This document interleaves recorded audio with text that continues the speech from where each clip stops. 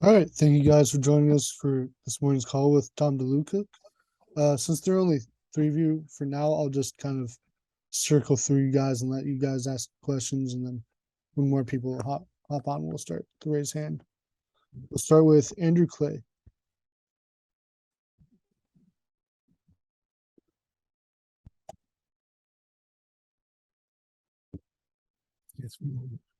Andrew.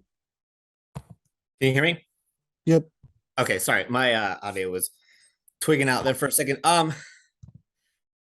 Defensively, this has been a really interesting start to the season. There's some bend but don't break aspects, but overall, it's been a good start. How do you kind of judge where you guys are at after having to learn a new season? Do you guys feel you've progressed as far as you'd like to in the four games we've played? Yeah, I feel like we've been playing really well. Coach Diaz emphasizes on stopping the run a lot, so that's mainly what we try to do, and just try to keep to the game plan and execute everything he tells us to do. Daniel Gallen. What's the season been like for you? Working in, getting some more run with the defense. What do you feel like has kind of led up to this point? And how has it been to be out there on Saturdays with a role? I mean, it's a great feeling. I'm blessed for the opportunity, and I'm very appreciative of it. Coach Franklin trusted me, Coach Diaz trusted me, and getting me time on defense and learning from John Sutherland, a 6-year vet. There's no better way to learn than learn from that guy right there. Tommy Collins. Don, I was going to ask you about Sutherland because I know he's a guy you go to quite a bit. What's his leadership style? How has he kind of been a teacher to you?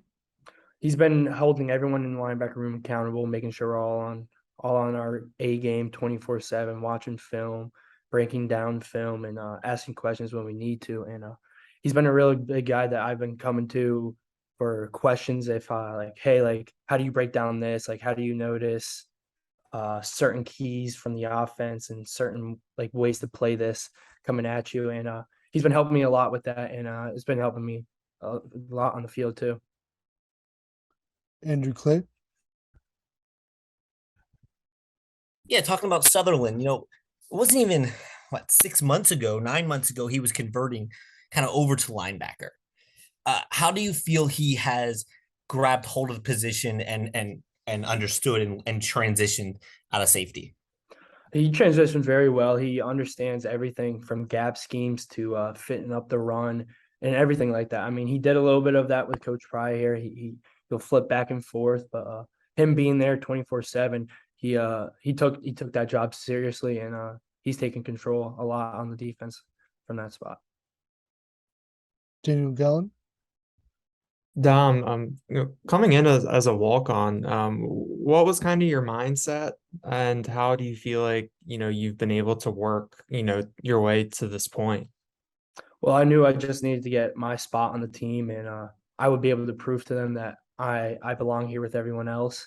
And I felt like being on D squad last year, going up against Tyler Warren, Brenton Strange, Theo Johnson, like they made me better. I took it upon myself to make sure they were game ready each week, and that made me better as a person and as a football player. And that really put me into a position to where I am right now. Tommy Collins. Jonathan made the transition that you're making ahead of you. How much does that help you kind of to have him as that model? A lot, because like the same things that I struggled with, like he said he struggled with at first, and going to him as like a helpful mentor made everything a lot easier just from reading film, reading the gap schemes. Like that was my big problem when I first got there, but now I got it all locked down, just asking questions. Andrew Clay. One thing we heard from Joey Porter Jr. this morning was he talked about the different approach to film study this season. Has film changed for the linebackers as well?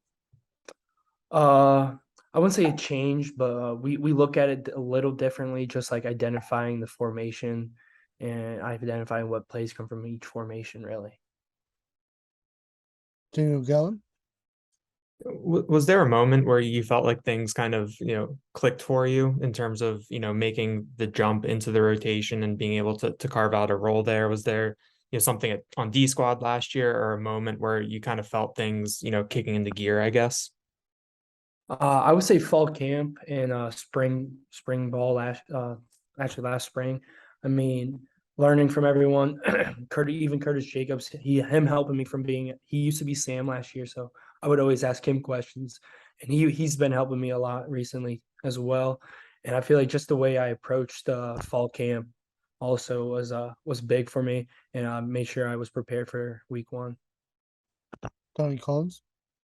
What's the camaraderie like with the D squad? I imagine it's very competitive, but do you guys kind of have a special mind? You have to have a special mindset, I would guess, to be in that group. Yeah, it's a hardworking group for sure, and I give them all the credit. It's not an easy job at all.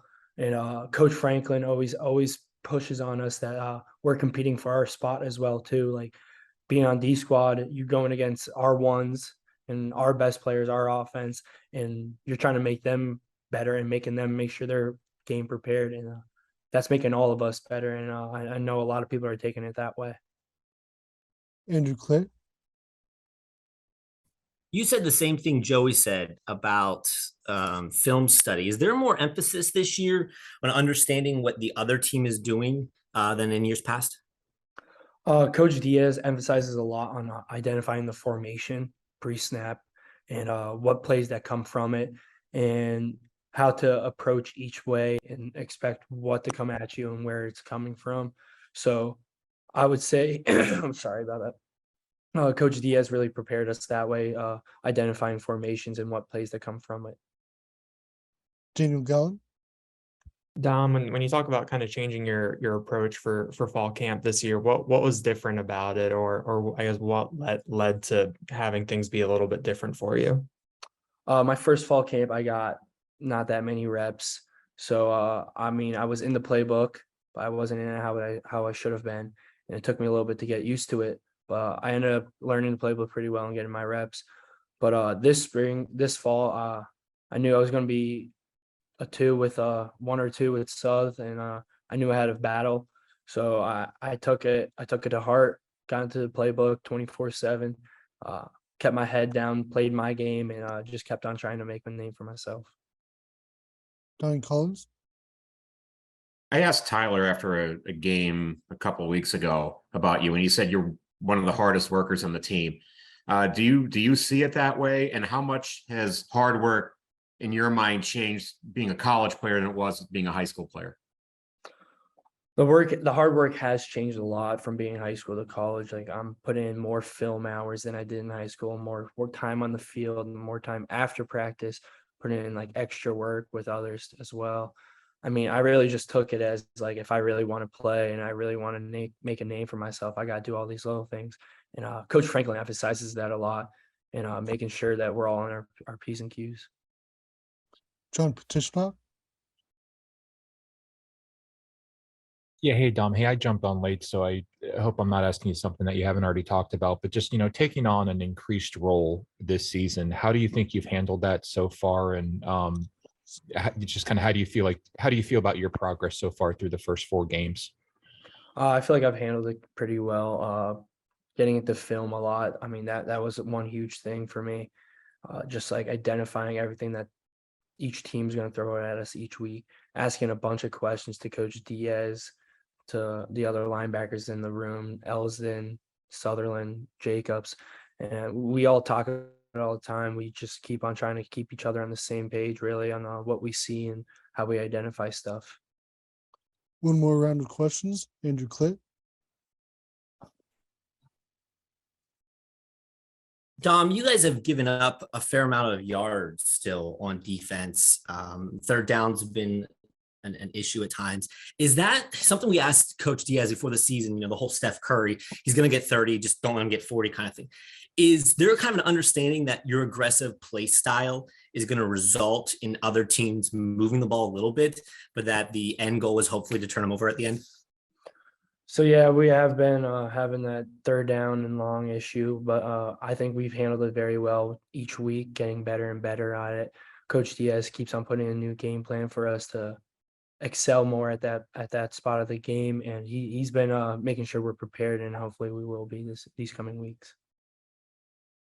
Daniel Gallen. Dom, we've heard a lot about Abdul Carter early this year, coming in as a freshman, making an impact.